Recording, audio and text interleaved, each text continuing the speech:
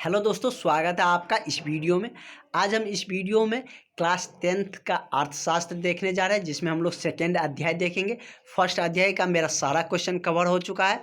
यदि जो नहीं देखे हैं वो प्लेलिस्ट में जाके देख सकते हैं, और सारे अच्छे अच्छे क्वेश्चन हमने इजी वे में बताए हैं, जिससे आपको आसानी से समझ में आ सके। और मेरा टारगेट है कि आप सबको बोर्ड एग्जाम में 450 से प्लस नंबर आए। उस तरीके से हम आपके साथ प्रिपेयर करवाएंगे आपको, ताकि आप उस लेवल तक पहुँचे कि आपको अच्छे नंबर आ सके। तो चलिए हम लोग बिना देरी के स्टार्ट करते हैं। और आज हम इस टॉपिक का लघुत्तरीय प्रश्न देखेंगे, उसके बाद हम लोग दीर्घोत्तरीय की तरफ बढ़ेंगे। तो देख लेते हैं कि आज का मेरा क्वेश्चन क्या है। तो अध्याय का नाम है राज्य। राज्य ऐसे होंगे, थोड़ा सा यहाँ पे टाइपिंग मिस्टेक है कि राज्य तो आप लोग को लिखने आता ही होगा। राज्य एवं राष्ट्रीय आय। तो इस टॉपिक का क्या नाम है? राज्य एवं राष्ट्रीय आय। तो हम लोग देख लेते हैं कि आज का मेरा फर्स्ट क्वेश्चन क्या है।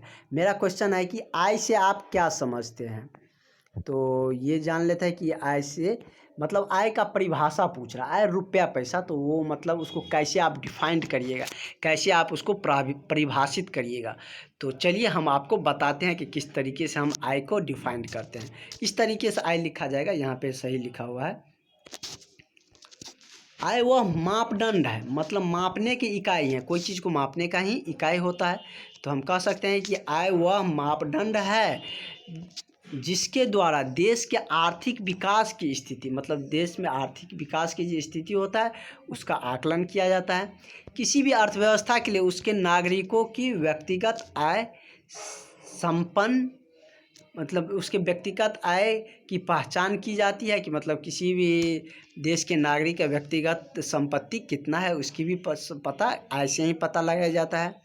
और समग्र रूप से इसे प्रति व्यक्ति आय या राष्ट्रीय आय के रूप में मापा जाता है। मतलब हम आय को कह सकते हैं कि आय से ही किसी व्यक्ति का, मतलब प्रति व्यक्ति जो आय होता है उसी आय से ही हम किसी व्यक्ति के संपत्ति का पता लगाते हैं। उसके बाद हम लोग की राष्ट्रीय आय को भी, देश में जो भी खनिज संसाधन कोई भी चीज़ है तो उसे आय से ही हम लोग पता लगाते हैं। मान के चले कोई ज़मींदार है तो हम आकलन कर लेते हैं कि इतना तक की इसके पास संपत्ति है। तो किसके माध्यम से हम मापदंड करते हैं? तो आय के माध्यम से ही हम मापदंड करते हैं। तो वही कह रहा है कि समग्र रूप से ये प्रति व्यक्ति आय, मतलब किसी व्यक्ति का भी आय का पता लगाता है। उसके बाद किस राज्य के, मतलब देश के आय का भी मापने का यह एक इकाई है। तो चलिए हम इसी में नेक्स्ट क्वेश्चन देख लेते हैं कि प्रति व्यक्ति आय को हम कैसे नापेंगे, उसको कैसे परिभाषित करेंगे। तो मेरा नेक्स्ट जो क्वेश्चन है वो क्या है कि प्रति व्यक्ति आय से आप क्या समझते हैं। तो चलिए हम इसको जानते हैं कि प्रति व्यक्ति आय क्या होता है। तो मेरा क्वेश्चन है क्या कि प्रति व्यक्ति आय से आप क्या समझते हैं। तो इसे देख लेते हैं।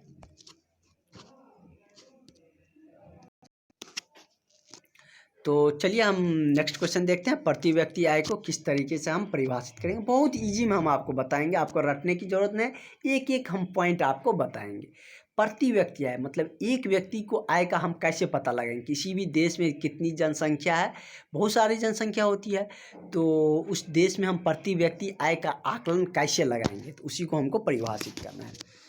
प्रति व्यक्ति आय को ज्ञात करने के लिए देश विशेष की राष्ट्रीय आय में देश की कुल जनसंख्या से भाग दे देते हैं। मतलब किसी भी देश की कितनी राष्ट्रीय आय है, मतलब पूरे देश में कितनी संपत्ति है, उसके बाद हम उसमें क्या करते हैं कि देश की कुल जनसंख्या से हम भाग दे देते हैं।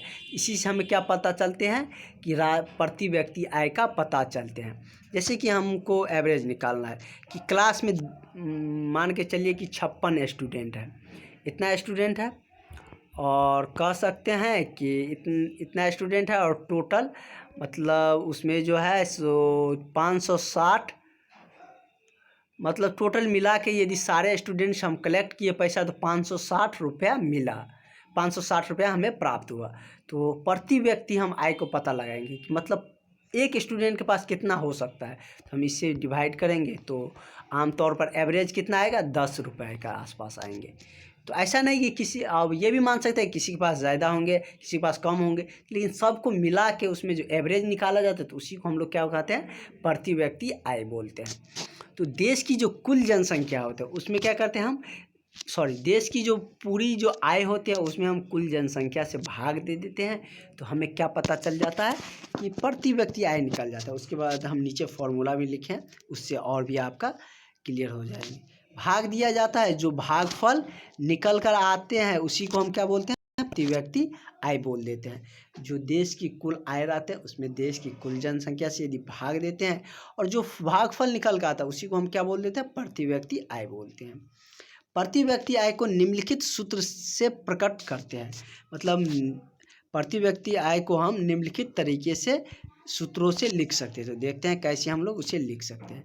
प्रति व्यक्ति आय बराबर क्या होता है, राष्ट्रीय आय, वही ना बताया, उस भागा देश की कुल जनसंख्या। तो हम क्या कर सकते हैं, राष्ट्रीय आय ऐसे भी लिख सकते हैं, राष्ट्रीय आय बता देश की कुल जनसंख्या। तो बात एक ही हुआ, मतलब प्रति व्यक्ति आय यदि निकालना है तो हमको क्या करना पड़ेगा कि राष्ट्र की जो आय होती है उसमें देश की कुल जनसंख्या से हम भाग दे देंगे, तो हमें क्या निकल जाएंगे कि राष्ट्र प्रति व्यक्ति आय निकल कर आएंगे। तो हम नेक्स्ट वीडियो में 2 और मेरा लघुत्तरीय प्रश्न बच रहे हैं तो उसको देख लेंगे, और उसके बाद हम मेरे पास आएंगे जो दीर्घ उत्तरीय प्रश्न होंगे, तो उसको हम उससे अगले वाले वीडियो में उसको कवर करेंगे, क्योंकि दीर्घ उत्तरीय प्रश्न जो होते हैं वो हम एक वीडियो में एक ही कवर करते हैं और उसको हर एक पॉइंट को आपको समझाते हैं कि आपको पूरी तरीके से आपके दिमाग में फिट हो जाए और आपको मतलब रटने की ज़रूरत ही ना पड़े। तो हम सारे सब्जेक्ट को इसी तरीके से पढ़ाएंगे, और जो सब्जेक्ट में जो टॉपिक आपको प्रॉब्लम लग रहा, कठिन लग रहा हो, वो आप कमेंट सेक्शन में बोलिएगा, हम उसको सबसे पहले हम आपको बताएंगे और बहुत क्लियरली हम आपको बताएंगे, ताकि आपको लाइफ में दोबारा उसको रटने की ज़रूरत ही ना पड़े। तो मेरा बहुत जल्द ये ख़त्म हो जाएगा इकोनॉमी, तो उसके बाद हम लोग भूगोल की तरफ बढ़ेंगे और सारे सब्जेक्ट का ऑब्जेक्टिव आपके लिए तैयार है, और सारे सब्जेक्ट में हम ऑब्जेक्टिव भी हर एक टॉपिक का कराएंगे, और उसमें इसमें भी मेंशन है, बड़े मज़ेदार आएगा आपको पढ़ने के लिए, क्योंकि जितना मेरे लिए सब्जेक्टिव ज़रूरी है उतना भी मेरे लिए ऑब्जेक्टिव भी ज़रूरी है, क्योंकि बिहार बोर्ड में 50% ऑब्जेक्टिव पूछा जाता है। 50 मार्क का आपका 100 नंबर में 50 मार्क का आपका ऑब्जेक्टिव ही रहते हैं। तो आपके लिए ऑब्जेक्टिव भी बहुत मायने रखते हैं, क्योंकि ऑब्जेक्टिव ही आपको स्कोरिंग कर सकते हैं। ऑब्जेक्टिव में नंबर कट नहीं होता है, आपको जितना सही बनाइएगा उतना नंबर आपको मिलेंगे। तो हम आपके लिए ऑब्जेक्टिव को भी पूरा टॉपिक वाइज तैयार करके रखे हैं। जैसे ही मेरा जिस टॉपिक सारा सब्जेक्टिव ख़त्म हो जाते हैं तो हम आपके लिए उस टॉपिक का ऑब्जेक्टिव लाएंगे, और बहुत ही इजी वे में हम आपको समझाएंगे और बताएंगे, जिससे आपको सारे चीज़ों का क्लियरली पता चल सके और आप उसे आसानी से समझ सके कि किस तरीके से में क्वेश्चन आते हैं। क्योंकि आपके पास यदि क्वेश्चन आएंगे कि 2022 में ऐसे क्वेश्चन पूछे गए, 2021 में इस तरीके से पूछे गए, इससे अनुमानित लगता है कि इस टॉपिक से यहाँ से क्वेश्चन ज़्यादा पूछे जाते हैं। और कोई भी बोर्ड हो, चाहे बिहार बोर्ड हो, कोई भी बोर्ड हो, वो क्या करता है, क्वेश्चन रिपीट ज़रूर करता है। तो आपका यदि 21 में पूछा है तो वो 23 में ज़रूर पूछेगा, 20 में पूछा है तो वो आपसे ज़रूर पूछेगा। हर एक मतलब 5 साल का जो क्वेश्चन रहता है उसको रिपीट करते रहते हैं। इसलिए हमने ऑब्जेक्टिव जो बनाया है उसमें क्वेश्चन की ईस्वी मेंशन कर दिया है कि किस ईस्वी में यह क्वेश्चन पूछा गया था, जिससे कि आपका बेनिफिट मिल सके और समझ सके कि आप इस टॉपिक से ज़्यादा ऑब्जेक्टिव आते हैं, इससे कम आते हैं, और जिस टॉपिक से ज़्यादा आते हैं उसमें ज़्यादा क्वेश्चन रखें, जिससे कम आते हैं उसमें कम क्वेश्चन रखें, ताकि आपको बर्डन ना लगे और आपको स्मार्टली रूप से पढ़ाई भी हो सके और स्मार्टली रूप से आपको अच्छे नंबर भी आ सके। आप सिर्फ मेरे साथ अंत तक जुड़े रहिएगा, और आप यदि चैनल पे हैं तो दोस्तों में शेयर भी कर दीजिएगा, ताकि उसे भी मोटिवेशन मिले और हमें भी फ़ायदा मिले और हमें भी मोटिवेशन मिले। तो चलिए मिलते हैं नेक्स्ट वीडियो में।